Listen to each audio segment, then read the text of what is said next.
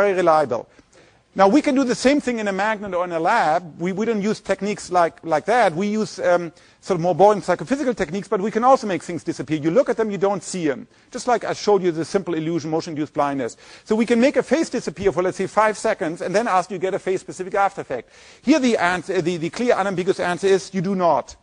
So you can bracket it. So, for example, the after images for colors don't depend on consciousness. The after effect for faces do depend on consciousness. And again, tells you something in the hierarchy. Where are the neuronal stages that are responsible for generating conscious perception for faces?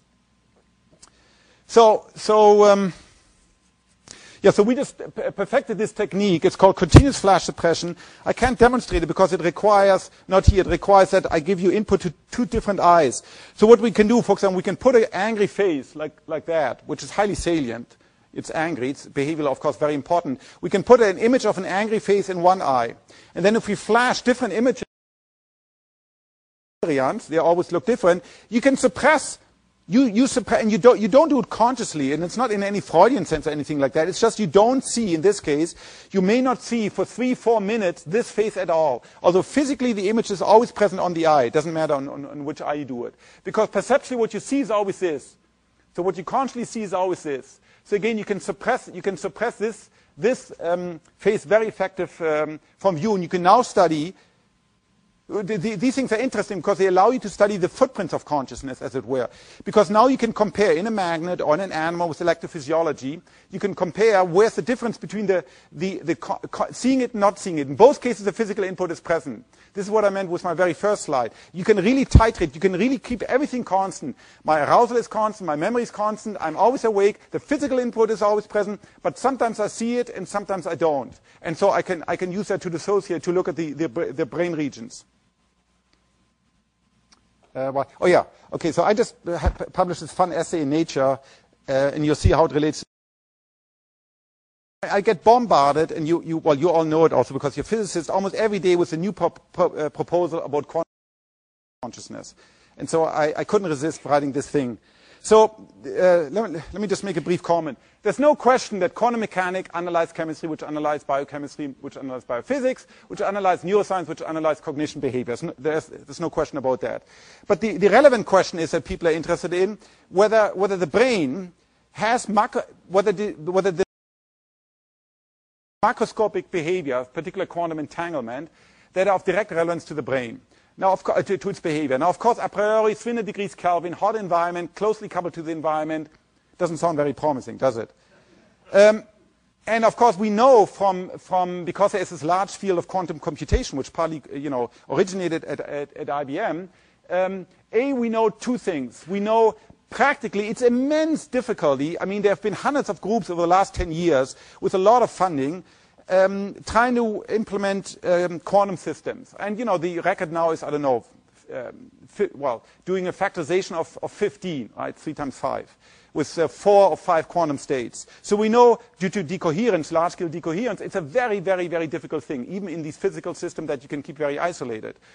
Furthermore, we know computationally that the algorithms, particular Shor's algorithm, where you can go from a super polynomial to subpolynomial, they're not very useful to the brain. The brain's job, the brain's daily chore does not involve doing factorization, okay? That's not what the brain is all about.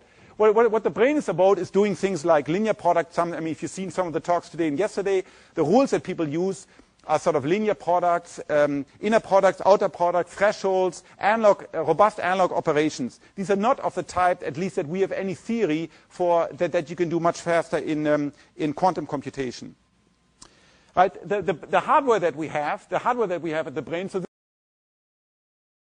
this is individual synapses here. Okay, so this is the stuff with which we compute. This is a spine, asymmetric synapses makes a spine onto here. And if you go down to a further level, this is a single channel. And these channels, as far as we can tell, they switch. They are stochastic, microscopic,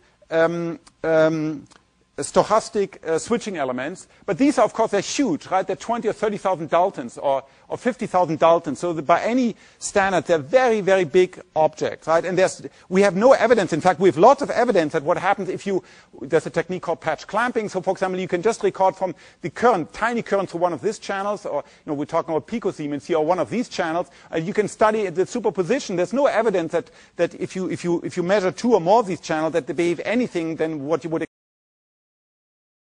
linear superposition.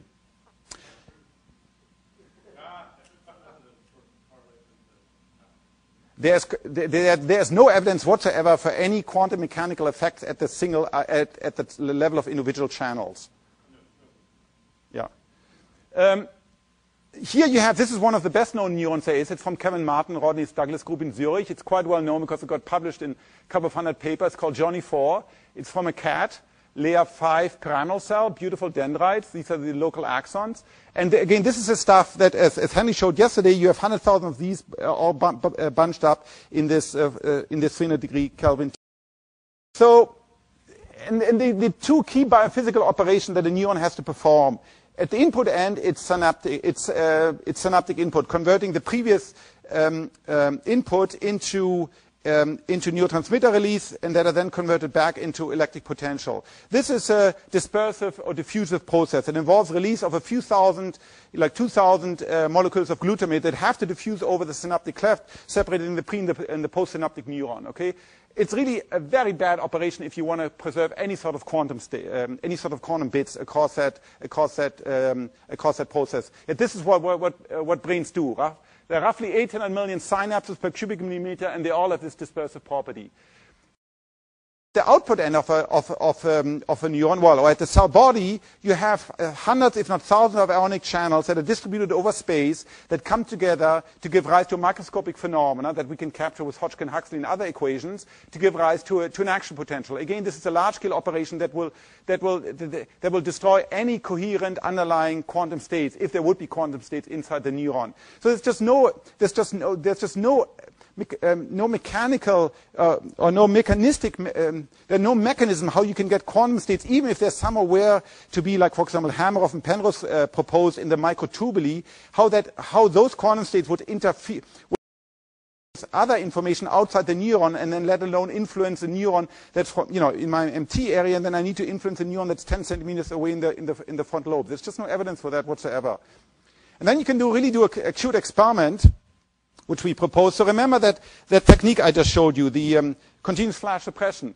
Well, you can do this in the following way. You can do Schrödinger's cat experiment, right, where you have a cat, sort of an evil experiment today.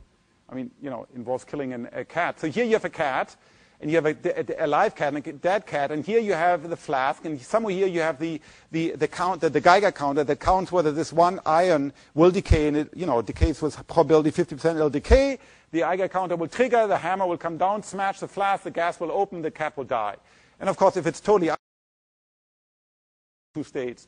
So let's say you do your continuous flash suppression experiment. So on the right side, you flash these images, not Mondrians, but faces. You flash, let's say, faces at 10 hertz, a steady stream of images comes into your right hand, into your right eye. This happens to be actually the image of Erwin Schrödinger himself. So you have these phases that come in at, let's see, a new phase every 100 milliseconds. Perceptually, this will profoundly suppress anything that comes in the left eye. And what you will see is that what's present on the right eye. You will not see anything that's on the left eye. And this may go on for many minutes. So if these people who propose that quantum mechanics is relevant, that you need a conscious observer in order to collapse of the quantum system, that it's not due to large-scale decoherence, the idea would be that for the many minutes that this information is present in my eye, and the photons surely are going to interact with my photoreceptor opsins, right? Yet as long as I don't consciously see it, the system is still in a superposition of states, and it would only lose its superposition, and the cat would either be condemned to be dead or alive once I consciously saw it after many minutes. This to me sounds extremely implausible. Anyhow, so that's sort of a nice Gedanken experiment. Well, let's come to something more concrete, back to two other stories, mouse and human neurons. So most of what we know about neurons is from animals, 99.99%. The only time we have access to neurons in humans is by and large post-mortem, when the brain is dead, or when you take a biopsy. But there are a few occasions, and this is an occasion with Itzhak Friedus, a neurosurgeon and a neuroscientist at UCLA Medical School, and with, as Bruno mentioned, Gabriel Kreiman is now at MIT, Kiran Quiroga is now in England, Leila